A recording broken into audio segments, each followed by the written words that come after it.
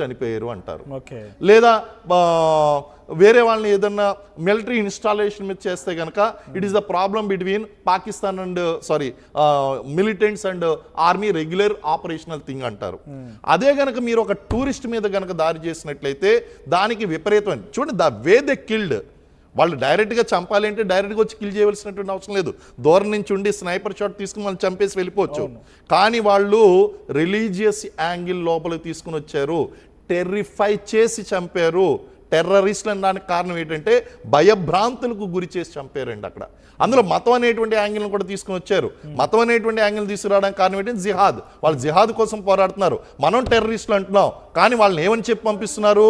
స్వతంత్ర సమర యోధులు అని చెప్పి పంపిస్తున్నారు.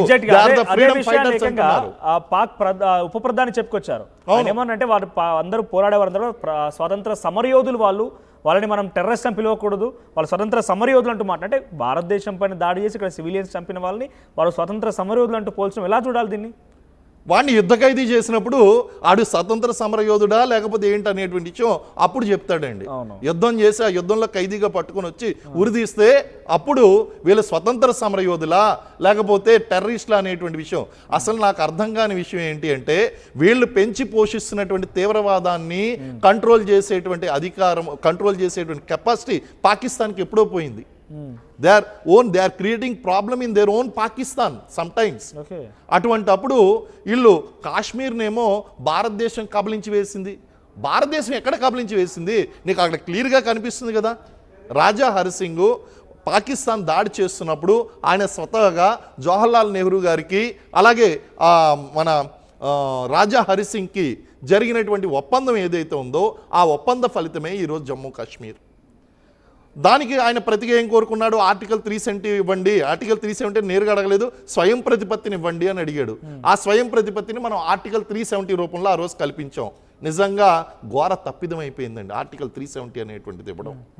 కారణం ఏంటంటే ఈ ఆర్టికల్ 370ని అడ్డు పెట్టుకుని అక్కడ ఉన్నటువంటి కొన్ని పొలిటికల్ పార్టీస్, స్థానికులు వీళ్ళందరూ కూడా ఇంతకాలం ఇన్ని దశాబ్దాల పాటు భారతదేశాన్ని తీవ్ర నష్టానికి గురి చేశారు. ఇప్పటికీ కూడా పాకిస్తాన్ ఏమంటుంది అంటే ఇటు కాశ్మీర్ని భారత్ ఆక్రమించింది. భారత్ను కాశ్మీర్ని ఆక్రమించింది ఎవడు అంటే పాకిస్తాన్, పాక్ ఆక్యుపైడ్ కాశ్మీర్. ఈ రోజుకి కూడా లైన్ ఆఫ్ కంట్రోల్ పెట్టుకున్నాం. ఇంటర్నేషనల్ బార్డర్ లేదు అక్కడ. ఇంటర్నేషనల్ బార్డరు అక్కడ ఉన్నదండి, పాకిస్తాన్ బార్డర్లో ఉంది ఇంటర్నేషనల్ బార్డర్. కానీ ఇది లైన్ ఆఫ్ కంట్రోల్. ఆ రోజు అమెరికా జోక్యం చేసుకోవడం వలన మనం ఆ యొక్క పరిస్థితికి ఆ రోజే కనుక జవహర్లాల్ నెహ్రూ గారు దానికి సమాధానం చెప్పినట్లయితే, దాన్ని సీరియస్గా తీసుకున్నట్లయితే ఈరోజు మనం ఈ సమస్యను ఎదుర్కొనేటువంటి వాళ్ళం కాదు. ఖచ్చితంగా ఈవెన్ మనం లాహోర్ దాకా కూడా తర్వాత యుద్ధం చేసినప్పుడు కూడా లాహోర్ దాకా కొట్టుకుని పోయాం, కానీ పాక్ ఆక్యుపైడ్ కాశ్మీర్ గురించి మనం మాట్లాడలేదు. ఆ రోజు ఆ సమస్యలు మనం పరిష్కరించకుండా ఉండిపోబట్టి ఈరోజు ఈ పాక్ ఆక్యుపైడ్ కాశ్మీర్లో మనకి లాంచింగ్ ప్యాడ్లు, టెర్రరిస్ట్ లాంచింగ్ ప్యాడ్లు అనేటువంటి స్టార్ట్ అయినాయండి. ఇప్పుడు ఈ ఇన్సిడెంట్ జరిగిన తర్వాత మన వాళ్ళు ఐడెంటిఫై చేసినటువంటి లాంచింగ్ ప్యాడ్లు ఎన్ని అంటే 42, అంటే ముందుగానే తీసుకుని వస్తున్నారు. 42 ఉగ్రవాద లాంచింగ్ ప్యాడ్స్ని, టెర్రరిస్ట్ లాంచింగ్ ప్యాడ్స్ అంటే వాళ్ళు ట్రైనింగ్ తీసుకుని రెడీగా ఉన్నారు. ఇప్పుడు వేసవి వెళ్ళిపోయిన వెంటనే మనకి శీతాకాలం వర్షాకాలం స్టార్ట్ అయిన వెంటనే ఇంకా సిచ్యువేషన్ మరింత వరస్ట్గా తయారవుతుంది. విజిబిలిటీ చాలా తక్కువగా ఉంటుంది. ఆ వర్షం వస్తున్నప్పుడు ఈ ఆర్టిలరీ షెల్లింగ్ అది చేసి మనం బంకర్లో దాక్కుని ఉన్నప్పుడు వీళ్ళు ఇన్ఫిల్ట్రేట్ చేస్తూ ఉంటారు. అదేవిధంగా అన్నారు మీరు ఇంత పెద్ద భూభాగంలో మనకి వీళ్ళు చొచ్చుకుని వచ్చారు అంటే మనకి ఎలా తెలియలేదు అనేటువంటిది. అక్కడ ఉన్నటువంటి కండిషన్స్ చాలా డిఫరెంట్గా ఉంటాయండి. ఆ కండిషన్స్ ఇక్కడ హౌ ఇట్ ఈస్ పాసిబుల్ అంటే అక్కడ దాడి చేసిన టెర్రరిస్ట్ అనే వాళ్ళు అక్కడ లోకల్స్ మీరు అంటున్నట్టుగా కాంట్రాక్చువల్ టెర్రరిస్ట్లా నిజంగా పాకిస్తాన్ నుంచి వచ్చిన వాళ్ళ, లష్కర్ తోయిబాకి సంబంధించిన వాళ్ళ, పాకిస్తాన్ ఆర్మీయా? ఇన్ఫాక్ట్ ప్రత్యక్ష సాక్షులు చెప్తుండే ఏంటంటే వాళ్ళంతా ఆర్మీ దుస్తుల్లో వచ్చారని చెప్తున్నారు. ఓకే అండి, డూ యూ బిలీవ్ దట్ మనకు ఇప్పుడు ఇండియాలో స్లీపర్ సెల్స్ ఉన్నాయని మీరు నమ్ముతారా? డెఫినెట్గా మనకి స్లీపర్ సెల్స్ ఉన్నాయండి. వీళ్ళు ఏ విధంగా వాళ్ళు ఆపరేట్ చేస్తారు అంటే ఇక్కడ పాకిస్తాన్లో ఉన్నటువంటి ఆ యొక్క ISI వాళ్ళందరూ కూడా సపోర్ట్ చేస్తూ ఉంటారు. ఇక్కడ టెర్రరిస్ట్ క్యాంపులు POKలో ఉంటూనే ఉంటాయి. కానీ వీళ్ళు ఎప్పుడో పాతి పెట్టినటువంటి విత్తనం మొక్కై ఆ మొక్క వృక్షమై అక్కడ స్లీపర్ సెల్గా ఎదుగుతుందండి. ఎదిగినప్పుడు వీళ్ళు ఏం చేస్తారంటే ఇప్పటికీ కూడా అనేక ప్రాంతాల్లో వీళ్ళ యొక్క డంప్స్ ఉంటాయి. యామ్నిషన్ డంప్స్ కానీ ఇవన్నీ కూడా తవ్వకాల్లో అప్పుడప్పుడు మనకి బయటపడుతూ ఉంటాయండి ఇవన్నీ కూడా. సో అవసరం వచ్చినప్పుడు వీళ్ళు యాక్టివేట్ అవుతూ ఉంటారు. ఇదంతా కూడా ఒక చైన్ ఆఫ్ యాక్షన్ ఉంటుందండి వీళ్ళందరికీ.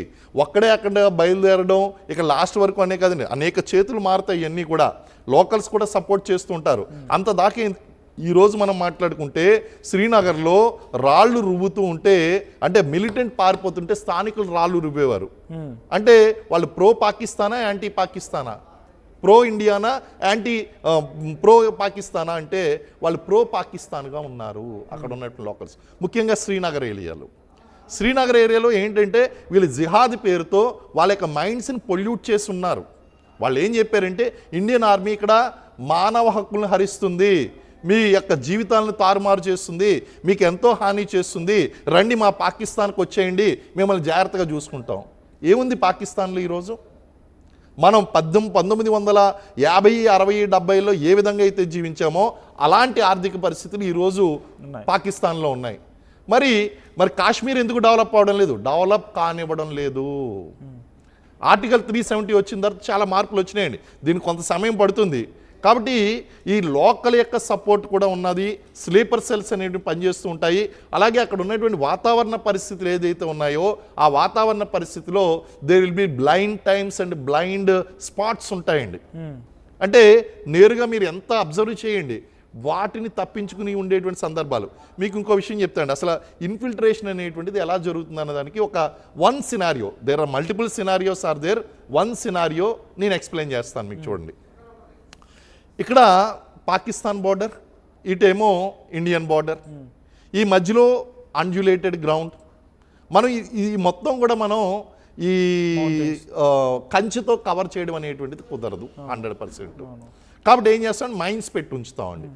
ఈ మైన్స్ పెట్టి ఉంచినప్పుడు విజిబిలిటీ కనుక చూసుకుంటే కనీసం 200 మీటర్ల దూరంలో వాళ్ళు కొన్ని ప్రాంతాల్లో కిలోమీటర్ దూరంలోనూ, కొన్ని ప్రాంతాల్లో 100 మీటర్ల దూరంలోనూ, ఇలా రెండు వైపులని కూడా ఉంటూ ఉంటారు. ఈ 100 మీటర్లు ఉన్న చోట కానీ ప్రాబ్లం ఉండదు, కానీ 5 కిలోమీటర్ దూరం ఉన్నటువంటి చోట్ల ఏం జరుగుతుంది అంటే వీళ్ళు ఎప్పుడైతే వీళ్ళు ఇన్ఫిల్ట్రేషన్ అంటే వాళ్ళు చొరబడ్డం, ఈ చొరబడ్డతనం చేయాలనుకున్నప్పుడు వాళ్ళు ఎంచుకుంటారండి బ్యాడ్ వెదర్ కండిషన్స్. అలాగే అమావాస్య రోజున అంటే చాలా లెస్ విజిబిలిటీ ఉన్నటువంటి టైంలోని వాళ్ళు ముందుగానే ఒక రూట్ని ఎంచుకుంటూ ఉంటారు. ఆ రూట్ని ఎంచుకుని వాళ్ళు ఏం చేస్తారంటే ఫస్ట్ విపరీతంగా బంబార్డ్మెంట్ స్టార్ట్ చేస్తారండి. ఆర్టిలరీ ఫైర్ చేస్తారు, లేకపోతే డైరెక్ట్గా మార్టార్స్ని ఫైర్ చేస్తూ ఉంటారు. మార్టార్ గన్స్, బాంబ్ షెల్స్ అన్నమాట, మినీ బాంబ్ షెల్స్, వాటిని ఫైర్ చేస్తూ ఉంటారు. అలాగే డైరెక్ట్గా వీళ్ళు స్నైపర్స్ని పెడుతూ ఉంటారు, LMGలు MMGలు ఫైర్ చేస్తూ ఉంటాయి. అటువంటి సమయంలో కనీసం వాళ్ళ కాలకృత్యాలు కూడా తీర్చుకోనివ్వకుండా, బంకర్ నుంచి బయటికి రానివ్వకుండా దిగ్బంధం చేస్తారండి. దానికి ప్రతిగా మనం ఏం చేస్తాం, మనం కూడా వాళ్ళ మీద ఫైర్ చేస్తూ ఉంటాం. అంటే ఇక్కడ మనల్ని ఎంగేజ్ చేసాడు అంటే ఎక్కడి నుంచో మిలిటెంట్ వెళ్తున్నాడు అని అర్థం. అంటే ఇప్పుడు వీఆర్ నాట్ రాబోట్స్.